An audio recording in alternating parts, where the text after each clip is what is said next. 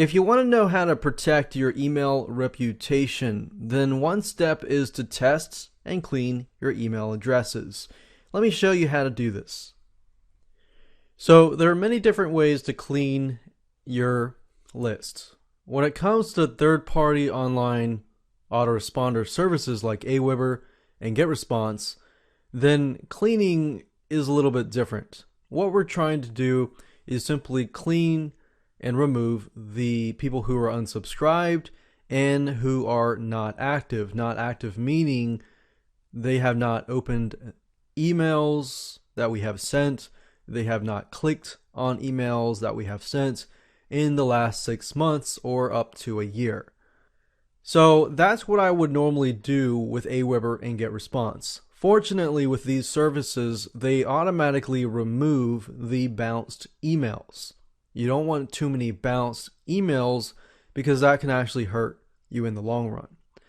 Now, when it comes to maintaining an email list on your website, for example, your membership script, emailing out through your website and through your server, then that's a whole nother animal. If that's the case, then we want to remove the unsubscribes, we want to remove the inactives, and we want to test the bounced emails. Bounced emails meaning that the emails have been bounced because the mailboxes are inactive, they are full. There are many different reasons for bouncing, but they can actually hurt your email reputation. So I'm going to show you some sites and software that you can use to clean your list. So the first thing I'm going to do is I'm at Aweber, and I went under subscribers and clicked on manage subscribers. At this point, what I want to do is find the unsubscribes. So fortunately with Aweber, they have a filter automatically created for us called unsubscribed. When I click on it, I see about 13 subscribers who have unsubscribed, and I definitely want to remove them. Now, keep in mind that before I remove them, I usually want to know who they are. So what I could do is I could select these, and then at the bottom you'll see a feature for export CSV. And usually what I do is anyone who has unsubscribed and I looked at them and I see that they simply read the first email, they didn't read any other emails in the future, and they simply unsubscribed, those to me are not ideal subscribers. They just wanted the freebie, they got the freebie, and then they left. It's kind of like somebody who buys a product, they keep it, they refund it, and then they have that same kind of pattern ongoing on and on and on. That's not good for business. So I tend to keep a big log of people who have unsubscribed, that people who have refunded, and things like that, because you want to know who they are in the future. So what I normally do is select these and click on export CSV. And that basically automatically downloads. Now that I've selected it, I'd click on delete and click on delete here. And there we go. So if you do this on a monthly basis, and we go through the other lists and do the same, then you're able to clear the way for future subscribers who are actually interested in what you're providing.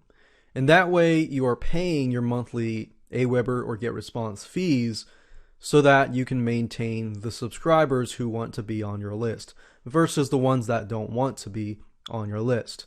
Now, once you have done that, we can also take a look as well at people who have not opened the emails. So now the only way to test this really is if you send out HTML emails. Now, I do believe in terms of click-through rates, they can actually be measured because Aweber cloaks your links. So if you have links in your emails, then Aweber actually cloaks it. So link clicked might be a better way of doing this. So from this point, you can choose a specific email and see who actually clicked the links and so forth. Message open, message not open. We could do stuff like this and choose a specific email. And you can say no open since a certain date. I normally do about 6 months out to a year just to be safe, because some people, maybe they've gone for 6 months and maybe they've been in the hospital, they've been having family emergencies and things like that. So it's not necessarily that they don't like you, they just have a crisis in their life. So I normally say, okay, this year is 2013. I'm going to start in January 2013. These are the types of people that have not opened the email since January. If that's the case, I categorize these people as people who have no interest whatsoever. They've probably clicked the spam button and my emails are probably going to the spam folder. Or we could even do a little bit more strict and do something like May 2013. And I guarantee you that number will go from 6 to something like, yeah, as we can see, 50. So that's 50 subscribers who have not opened my emails since January, or actually since May 2013. So if that's the case,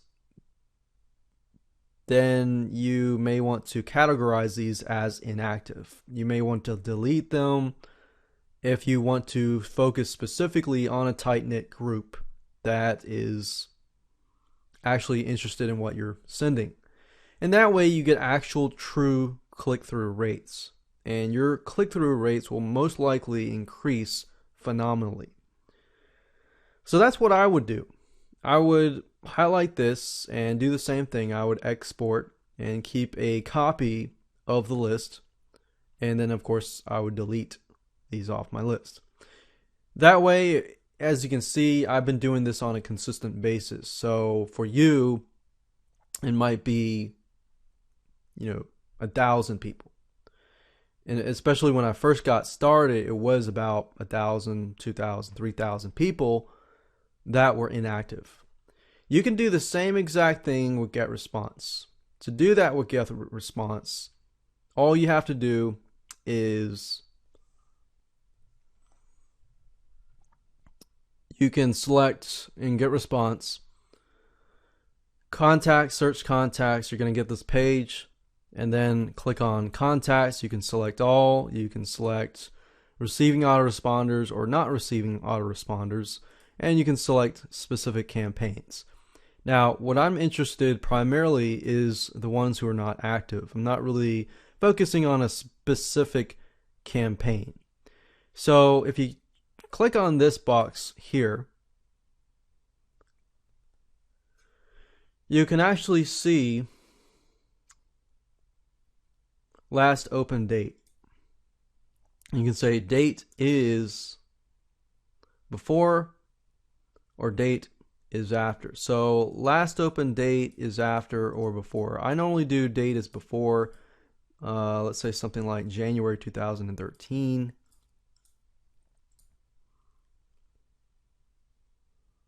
And we'll just say all.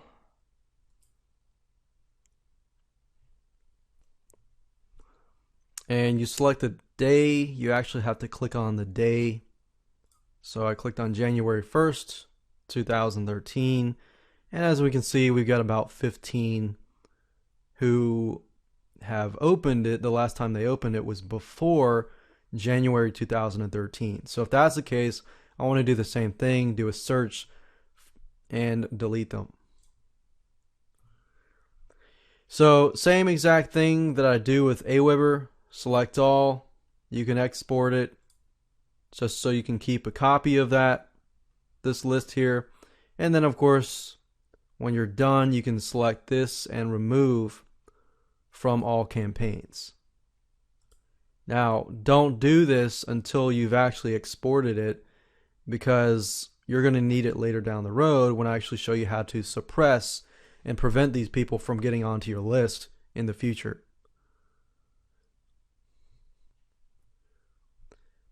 Now, some people might say, well, why would you want to do that? Because somebody you might delete and they may want to buy in the future.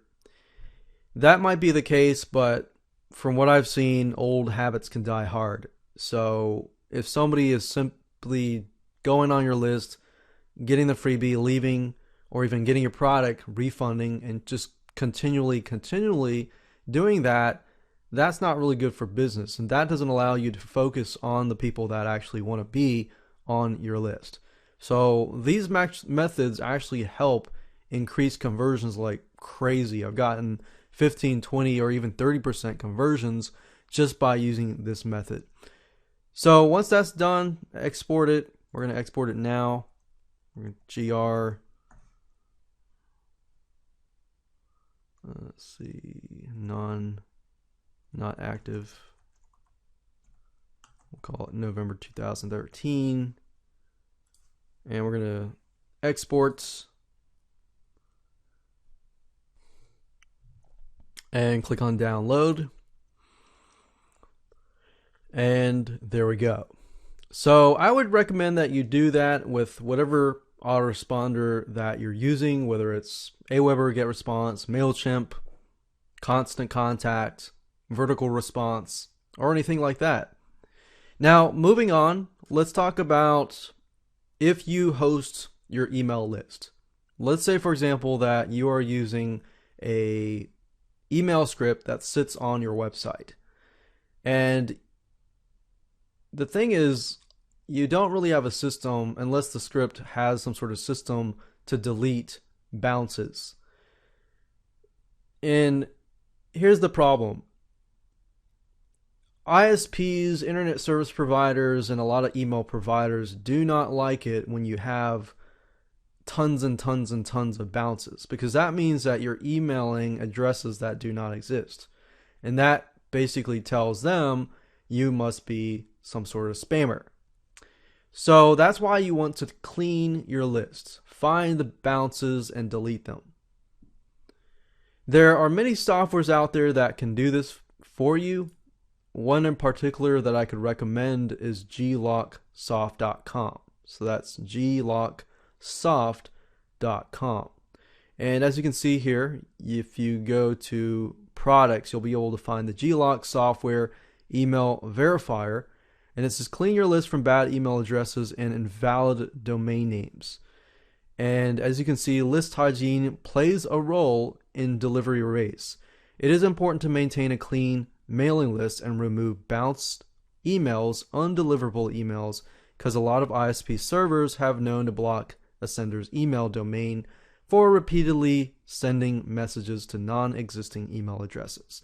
So that's something that we have to take action and do, especially if you maintain an email list that sits on your server. So how do you do that? Well, you can't really just do that by hand unless you actually see the bounces and they come to your email address and you can actually see them. But that just takes a long time, to be honest. And I've done that. I've actually done that by hand. It just takes a lot of time out of your schedule. So the fastest way to do it is just to get a software that tests to make sure that the email address is not bad, it is not inactive, and things like that. So this is one software that you can use. Another place, you can go to email-checker.com. And what you do is you can basically enter your email addresses. It'll verify whether or not those emails are good or not. And if they are not, then it's best to delete them off your list. And then what this does is it prevents you from running into problems in the future. It increases your email reputation instead of decreases. And frankly, this is not something that I really knew about back when I was just hosting my email lists on Aweber and GetResponse. Now that I do everything with ARP Reach, which is a really good software, it is expensive, but is well worth it in the end. You actually do save a lot of money in the end. But if you use that or use something else, you want to make sure that you are able to eliminate those bounces. So that's it in terms of testing, cleaning those bounces, delete those unsubscribes, save them for future, because we're going to talk about the suppression and the blacklist lists in the future.